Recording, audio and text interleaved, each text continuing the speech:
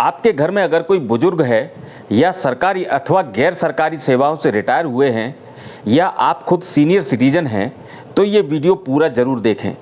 ये वीडियो आपके जीवन भर की जमा पूंजी को सुरक्षित रखने में आपकी मदद कर सकता है, क्योंकि देश में अचानक पढ़े लिखे बुजुर्गों के साथ साइबर ठगी के मामले बहुत तेज़ी से बढ़ रहे हैं। इसका कारण क्या है, इस पर आप हमारा पिछला वीडियो भी देख सकते हैं। अब तक बड़ी संख्या में बुजुर्ग और सेवानिवृत्त कर्मचारी साइबर अपराधियों के शिकार होकर अपने लाखों करोड़ों रुपए से हाथ धो चुके हैं।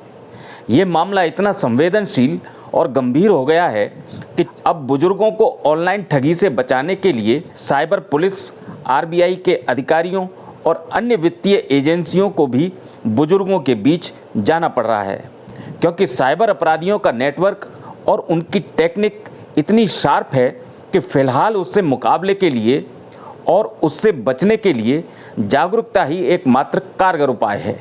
चंडीगढ़ ट्राई सिटी में बुजुर्गों के लिए काम करने वाली संस्था सेकंड इनिंग एसोसिएशन इन जागरूकता कार्यक्रमों में सामने आ रहे साइबर क्राइम के तमाम पहलुओं पर एक रिपोर्ट भी तैयार कर रही है, जिसे वो अपने सुझावों और सिफारिशों के साथ सरकार को भेजेगी, ताकि देश के बैंकिंग सिस्टम को इतना अभेद्य बनाया जा सके कि कोई भी साइबर अपराधी बुजुर्गों की तकनीकी अज्ञानता का फ़ायदा उठाकर उनके बैंक अकाउंट तक न पहुंच सके।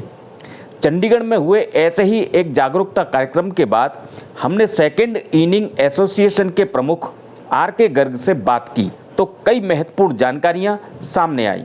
आज की चर्चा को आर.के. गर्ग के साथ आगे बढ़ाने से पहले आपसे निवेदन है कि यदि आपने अभी हमारे चैनल को सब्सक्राइब नहीं किया है तो सब्सक्राइब करके स्वस्थ पत्रकारिता को अपना समर्थन जरूर दें। साथ ही बेल आइकन भी दबा दें ताकि हमारे वीडियो के नोटिफिकेशन भी आपको मिल सकें। तो अब सीधे जुड़ते हैं आर.के. गर्ग से। तो गर्ग साहब, ए न्यूज़ ऑफिस पर आपका स्वागत है। नमस्कार। पिछली बार जब हमने बात की थी आपके जागरूकता कार्यक्रम को लेकर, जो कि आपने साइबर फ्रॉड के खिलाफ शुरू किया है, उसके तहत आपने एक कार्यक्रम बड़े स्तर पे किया। पूरे प्रोग्राम का निचोड़ क्या निकला, क्या बातचीत सामने आई? निचोड़ इसका बहुत एक अच्छा निचोड़ निकला, क्योंकि आमतौर पे एक बात और सामने आई है। बहुत सारे लोग, अगर फ्रॉड हो जाता है, कम लोग बताते हैं, कुछ लोग बताते भी नहीं है।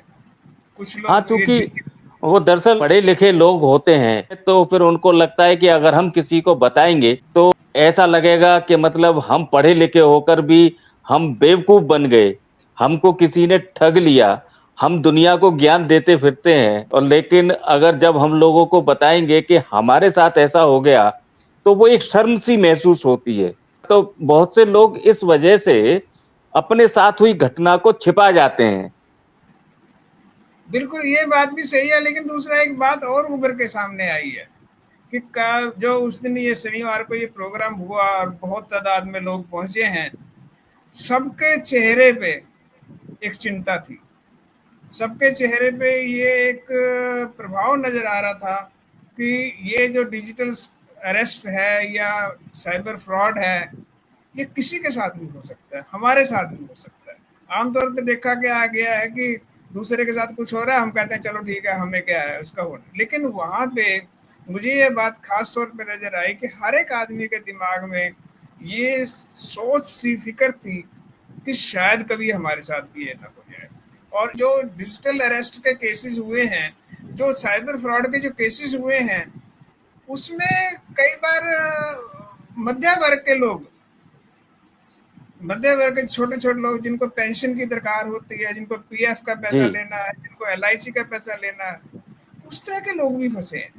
बड़े तो फंसे ही हैं, जितने बड़े अमीर आदमी रिटायर्ड हैं वो ज्यादा पैसे नुकसान में हुआ है। लेकिन उससे क्या है कि सबके दिमाग में ऐसा होने लगा कि ये कभी भी हमारे साथ भी हो सकता है।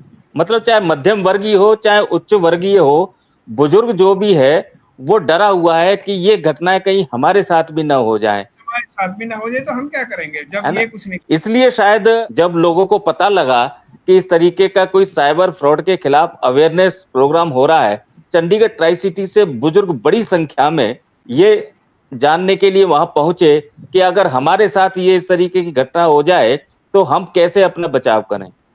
बिल्कुल, ये यही मुझे हमें जो प्रोग्राम जब सोचा था, ये तो सोचा था कि ये जो साइबर अवेयरनेस है बहुत ज़रूरी है, लेकिन जिस संख्या में तादाद में लोग आए हैं वहाँ पे, और आपने जागरूकता का ये जो प्रोग्राम किया था और अगले दिन आपने फिर आपके चैनल ने ये बहुत सारी सूचना लोगों को पहुंचाई है, उसका एक बहुत बड़ा असर पड़ा है। मतलब एक लोगों को एक सूचना मिली है और सूचना ने भी लोगों को उस वहाँ प्रोग्राम में पहुंचने के लिए उत्साहित किया। उसके लिए आपका चैनल जो है ना बहुत धन्यवाद का पात्र है। क्योंकि इस प्रोग्राम में चंडीगढ़ ट्राई सिटी से बड़ी संख्या में बुजुर्ग पहुंचे और जो पहुंचे वो वहां से बहुत उपयोगी जानकारी अपने लिए लेकर आए।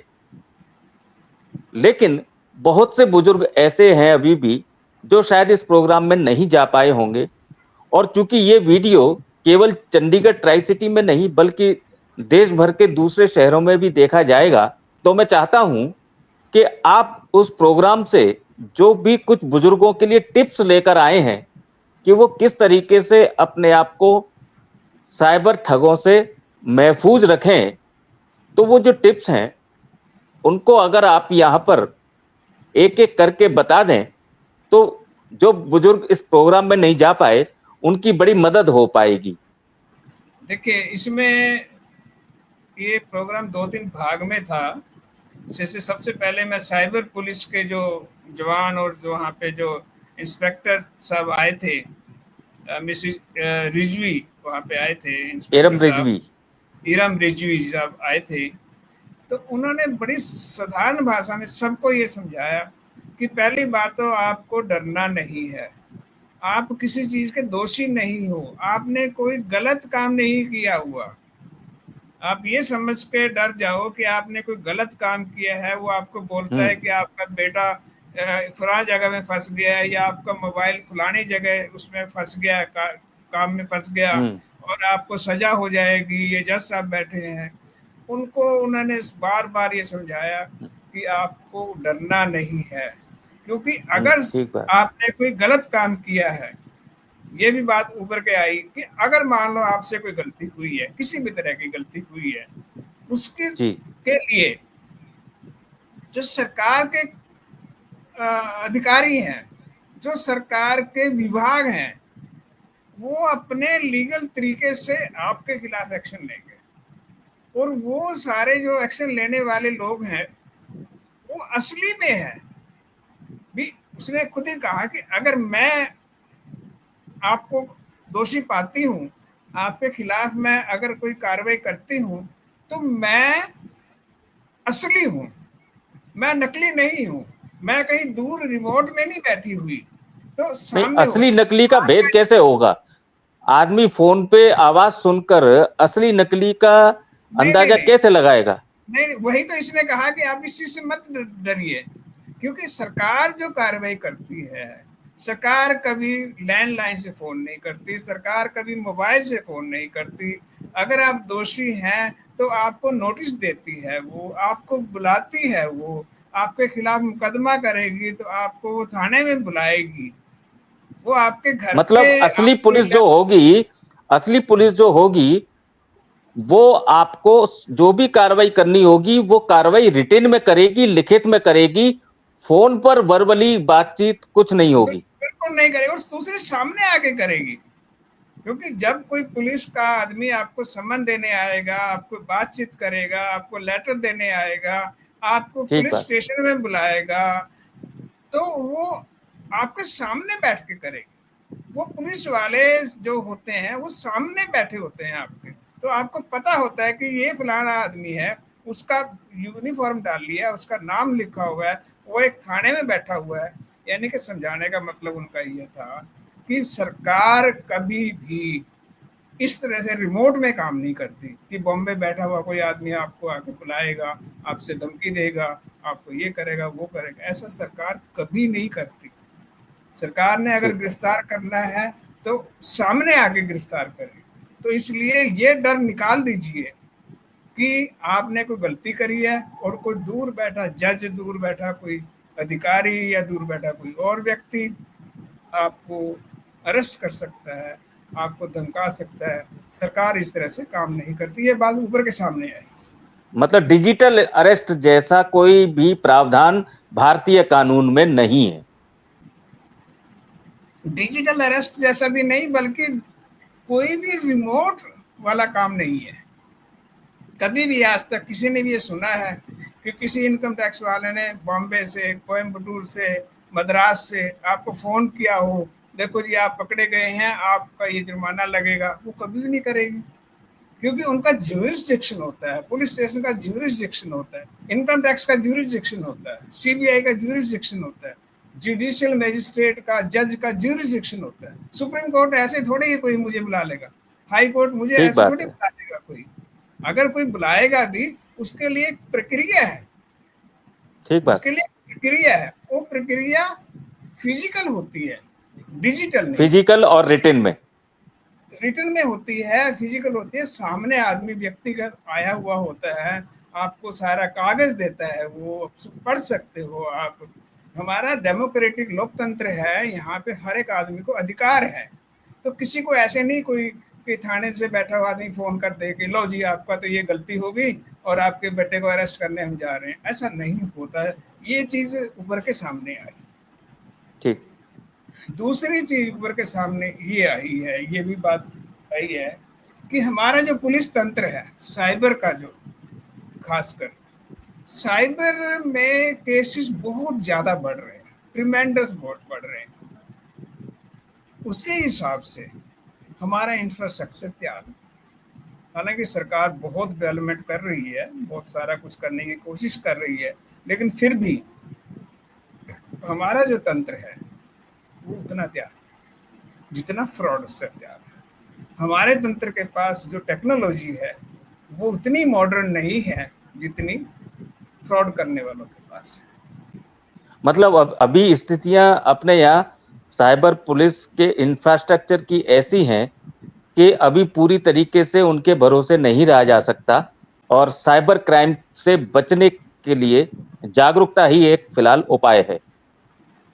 नहीं, ये बात आपकी सही है कि जागरूकता एक, देखिए दो चीजें होती हैं।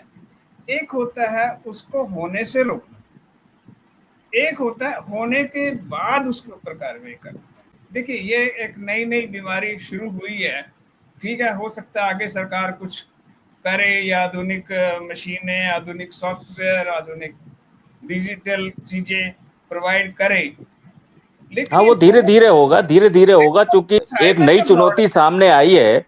अभी जब जब कोविड आया था तो उसकी भी तैयारियां अपने देश में बिल्कुल नहीं थी, लेकिन जब वो सिर पे आ गया था तो वैक्सीन बनी, तैयारी हुई, तो उस पर हमने जीत भी पाली। लेकिन ये साइबर फ्रॉड तो एक ऐसी समस्या है कि ये लगातार एक सामाजिक समस्या बनती जा रही है।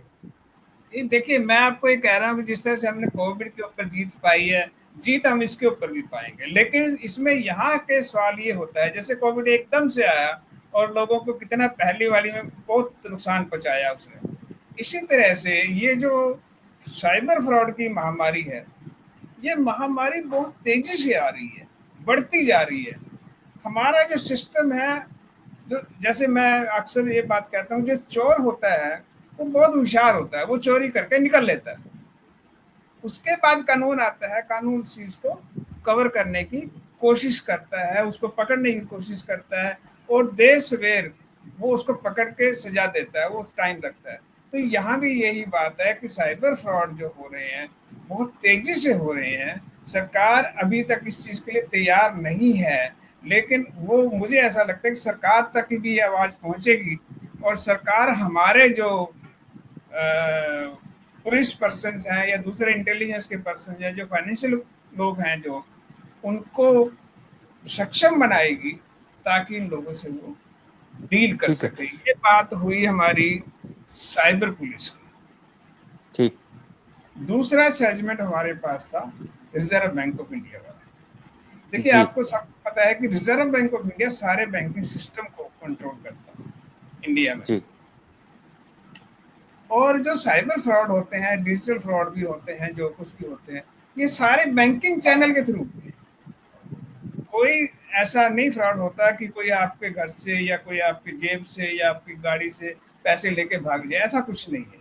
वो सारे ठीक जो बात है। पैसे होते हैं, वो सारे बैंक से पैसे ट्रांजैक्शन होती है। अकाउंट से, बैंक की ठीक। ट्रांजैक्शन से जाते हैं। उसके बाद वो कहाँ कहाँ जाते हैं। तो रिजर्व बैंक क्या करता है कि जब भी ऐसा कोई बात होती है, जब भी वो देखते हैं इस चीज के लिए, वो कंट्रोल करने की कोशिश करते हैं, बैंकों को इंस्ट्रक्शन देते हैं। रिजर्व बैंक खुद नहीं करता कुछ, रिजर्व बैंक कंट्रोलिंग पावर है। तो जब भी वो जी। ऐसी कोई चीज देखता है, वो बहुत सख्ती करता है। लेकिन यहाँ पे मैं आपको एक दो चीजें बताना चाहता हूँ जो मैंने ऑब्जर्व की हैं। शायद आपको पता होगा, इंडिया में कुछ स्टेटों को छोड़ के बाकी सारे स्टेट में हर एक आदमी no no SIM no SIM रख सकता है, एक आदमी। ओके। मतलब एक आधार पे नो सिम इशू हो सकते हैं। जी। सिर्फ दो स्टेट जैसे जम्मू कश्मीर है या एक दो स्टेट इधर के हैं ईस्ट के, वहां पे ये 6 की लिमिट है। 6 सिम वो ले सकते हैं मैक्सिमम एक आदमी, यहाँ पे 9 ले सकते हैं। वैध रूप से एक आधार कार्ड पर आप 9 फोन नंबर चला सकते हैं। 9 सिम ये वैध रूप से है। इससे ज्यादा जी। अगर आप लेने हैं और ये सिद्ध हो जाता है तो आपके खिलाफ कार्रवाई हो सकती है। यहाँ मैं एक ठीक। बात कहूंगा कि जिस तरह से ये डिजिटल फ्रॉड हो रहे हैं, सरकार को एकदम से वो बिना किसी देरी के इस लिमिट के ऊपर विचार करना चाहिए कि ये 9 की लिमिट जो है, वो कितने लोगों के पास 9 सिम है, कितने लोगों ने लिया हुए हैं, कौन लोग हैं ये, और क्या उन इस 9 की संख्या को कम किया जा सकता है। ऐसा भी कर सकते हैं कि सरकार 4 फिक्स कर दे कि 4 से ज्यादा आप नहीं ले सकते। जो हम्म। उससे ज्यादा अगर कोई लेना चाहता है तो उसको तराई के पास जाके या सरकार के पास जाके कुछ विशेष सुविधा, विशेष परिस्थितियां बता के उसको अनुमति लेनी विशेष होगी। परिस्थितियां बता के वो ले। उससे क्या होगा कि उस आदमी की जो आइडेंटिटी है, उसकी जो पहचान है, वो सामने आ जाएगी। ठीक एक बात। तो ये बात सामने आई है। दूसरी ये बात आई है, आजकल आधार जो है वो काफी चीजों का आधार बन गया।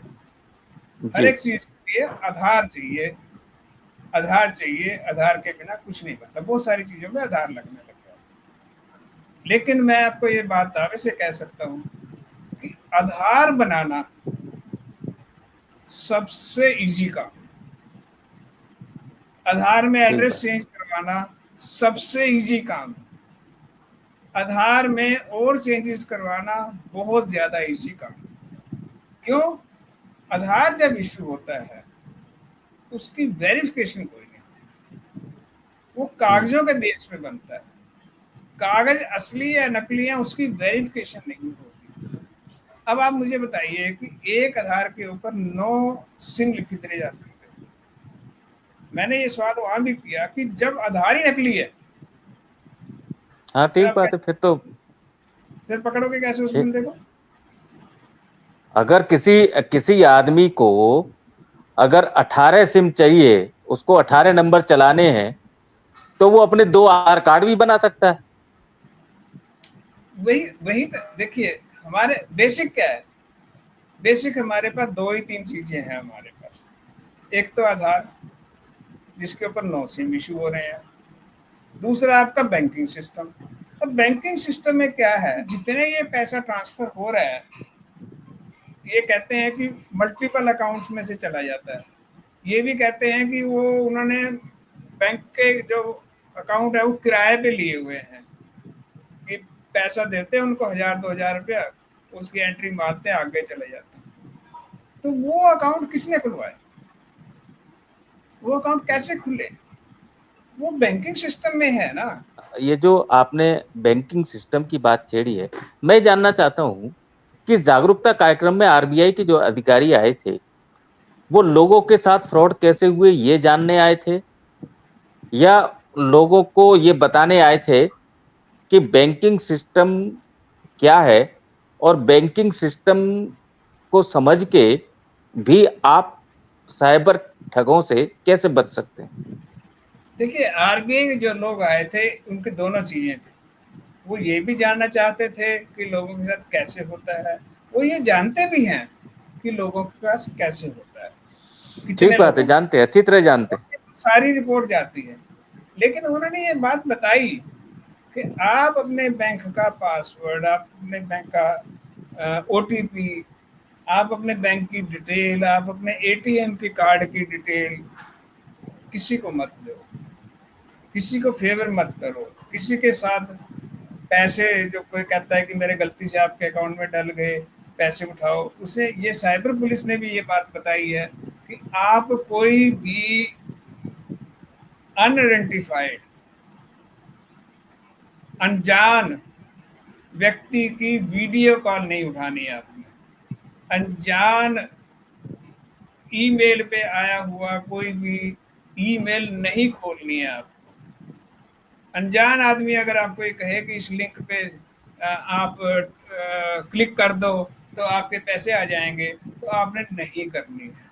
ये बात समझने उभर के आई कि हमें अपने परिवार के लोग, हमें अपने पहचान के लोग, हमें अपने विश्वास के लोग पे ही भरोसा करना है। हमें किसी अनजान आदमी पे भरोसा नहीं करना है। ये बात आरपीआई ने बड़ी अच्छी तरह से बताई है। एक चीज और सामने आई है कि तकनीक को किस तरीके से भेदा जा सकता है, वो साइबर ठगों को पता है।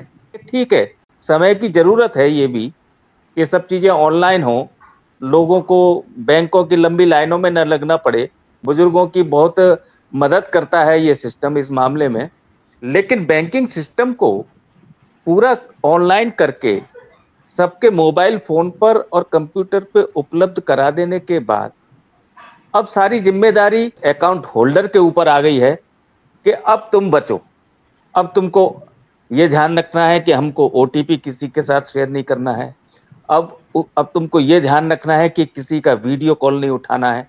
अब तुमको ये ध्यान रखना है कि कोई आपके पास लालच वाला मैसेज आता है तो आपको लालची नहीं बनना है।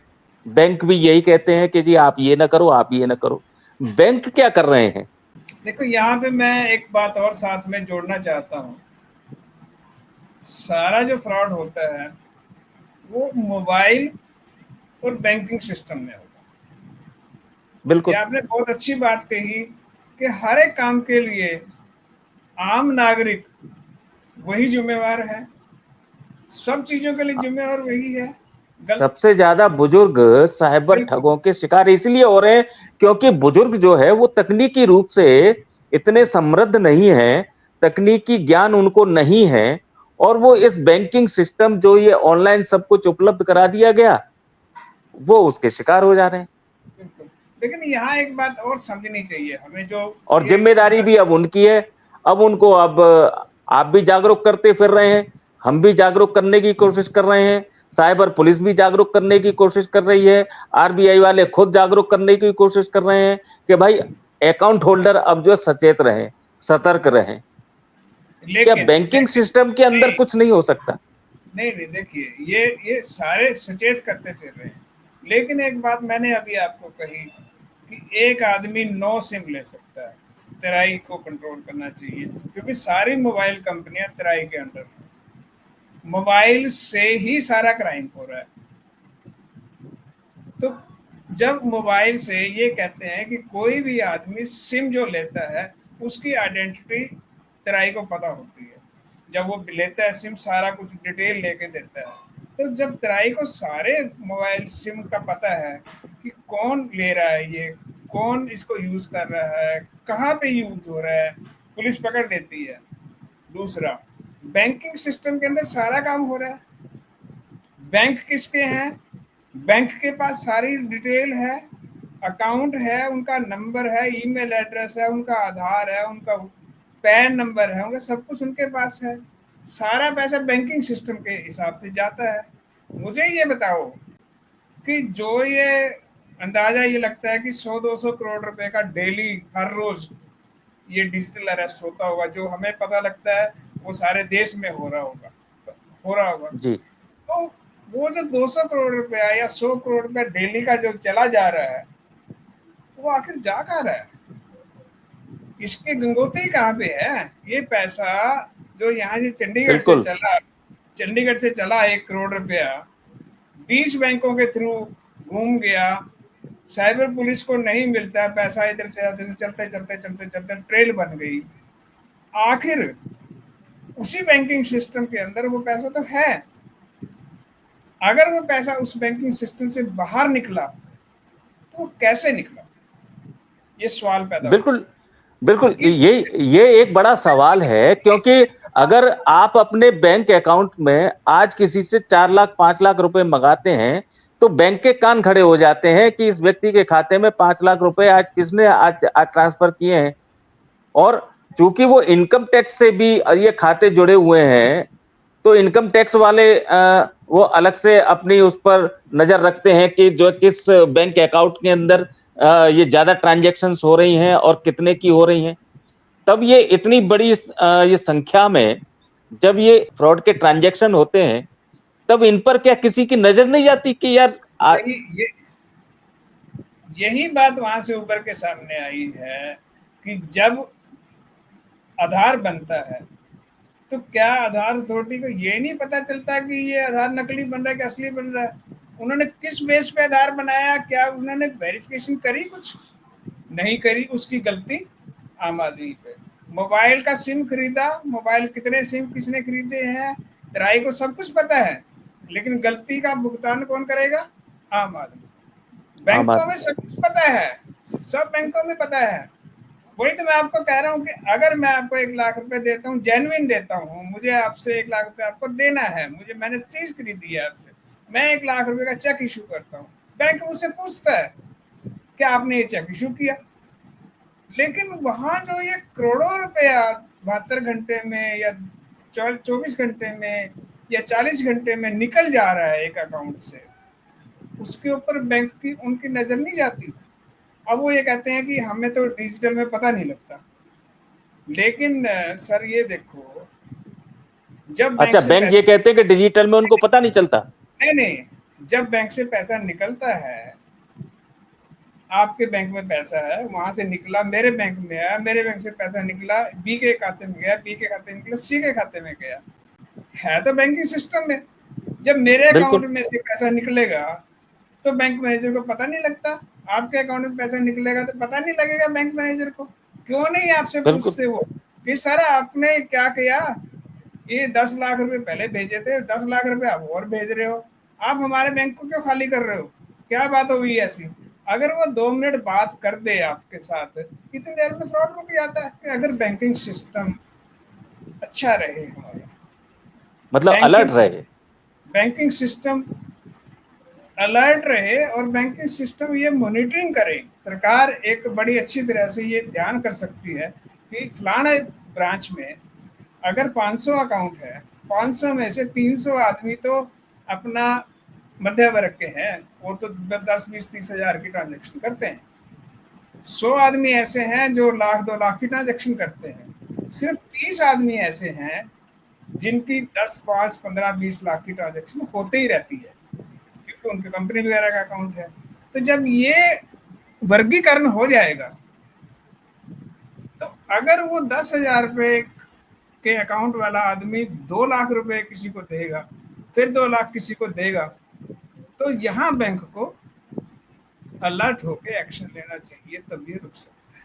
दूसरी चीज जो मैं कहता हूँ कि ये पैसा सारा बैंकिंग चैनल का है, बैंकिंग चैनल से यहाँ से चाहे बंगाल में जाए, चाहे मद्रास में जाए, चाहे केरल में जाए, जाता तो है, ईरान में तो जा नहीं सकता, क्योंकि बैंक की जो ब्रांच है वो तो भारत में ही है ना।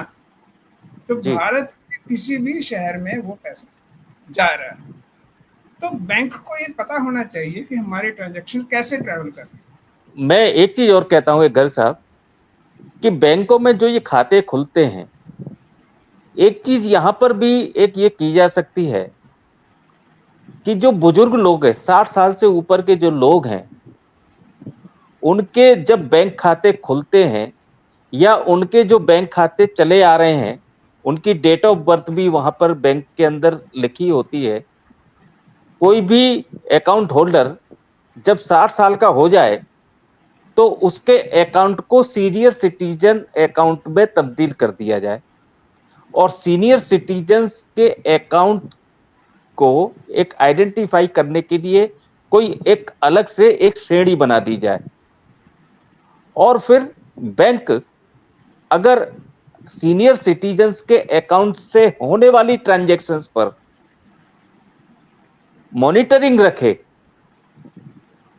तो शायद बुजुर्गों के साथ ये साइबर क्राइम के ठगी के मामले घट सकते हैं। ये आपने बहुत अच्छा सुझाव दिया और ये सरकार से भी हम ये रिक्वेस्ट करेंगे कि सारे बैंकों में सीनियर सभी बैंकों सिटीजन का एक अलग काउंटर हो। अलग से काउंटर होने का मतलब ये है कि उनका अकाउंट अलग से रहे और जी सीनियर सिटीजन के account all over India sync हो और जिनके ऊपर स्टाफ की पैनी नजर रहे कि इनके जी ट्रांजैक्शन कैसे हो रहे हैं। जब भी नॉर्मल ट्रांजैक्शन हो तो वो इस चीज को रोकें। तब हम सीनियर सिटीजन के साथ फ्रॉड को रोकने की बात करेंगे या रोकेंगे तो ये साइबर क्राइम अपने आप कम हो जाएंगे। क्योंकि बिल्कुल, क्योंकि सबसे ज्यादा मामले सीनियर सिटीजन्स के साथ ही आ रहे हैं। सरकार को जल्दी से जल्दी एक्शन लेना चाहिए और ये देखना चाहिए कि साइबर क्राइम हो किसके साथ रहे हैं। तो ये तबका निकलेगा कि जो सीनियर सिटीजन के साथ हो रहे हैं।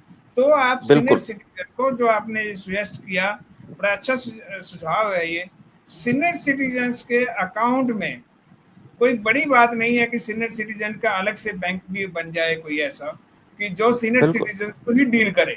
तो जैसे आप पीजीआई में सीनियर सिटीजन के लिए अलग से सॉफ्टवेयर बनाने की बात चल रही है ताकि उनको सुविधा मिले। इसी तरह जी से सरकार को चाहिए कि सीनियर सिटीजन्स को बैंकिंग अकाउंट में न केवल बिल्कुल सुविधा मिले बल्कि उस सुविधा को उनके ऊपर ट्रांजैक्शन के ऊपर नजर रखने वाली तकनीक को बिल्कुल, देखने ना कि बुजुर्गों से ये उम्मीद की जाए कि वो अलर्ट रहें, अपना ओटीपी किसी को शेयर न करें, वीडियो कॉल ना उठाएं और जो है कौन ठग है कौन नहीं उसकी वो पहचान करें। बुजुर्गों से ये उम्मीद करने के बजाय मैं समझता हूं कि बैंकिंग सिस्टम खुद अलर्ट हो बिल्कुल तो ये बिल्कुल ये साइबर ठगी सारे के सारे मामले रुक सकते हैं। तभी तभी ये चीजें अगर होंगी। देखिए सबका सहयोग रहेगा तभी जाके ये हो सकता है। लोगों के दिमाग से डर न रहे, लालच न रहे। सरकार उनको सिवाय रिस्ट्रिक्शन लगाने के बजाय उसके उनके सिस्टम को सुधारने के लिए, तकनीक सुधारने के लिए अलर्ट रहने की बात अगर करेगी तो ये फ्रॉड के ऊपर कंट्रोल हो जाएगा निखिल और ये साहब, होना भी चाहिए वरना जिंदगी खराब हो जाएगी। साइबर ठग जितनी मुस्तैदी के साथ तकनीकी रूप से साउंड होकर ठगियां कर रहे हैं, बैंकिंग सिस्टम को भी उसी तकनीकी रूप से साउंड होकर अकाउंट होल्डर्स का पैसा बचाना चाहिए। तभी वो मुकाबला कर सकेंगे इसका। चलिए, हमारी शुभकामना है। आपने जो ये बुजुर्गों को साइबर क्राइम के खिलाफ जागरूक करने का बीड़ा उठाया है, ये एक सफलता के मुकाम तक जाए और आपकी जो सिफारिशें हैं, जो सुझाव इन कार्यक्रमों में निकल के आ रहे हैं, उन सुझावों पर सरकार भी अमल करे। ए न्यूज ऑफिस के लिए आपने समय निकाला, उसके लिए बहुत बहुत धन्यवाद। बहुत बहुत धन्यवाद। आपने बहुत अच्छी तरह से इस इश्यू के ऊपर बहुत समय लगाया है। आपने बहुत सहयोग आपने दिया है और ये इसका दूर तक असर पड़ेगा, ये मुझे पूरा भरोसा है।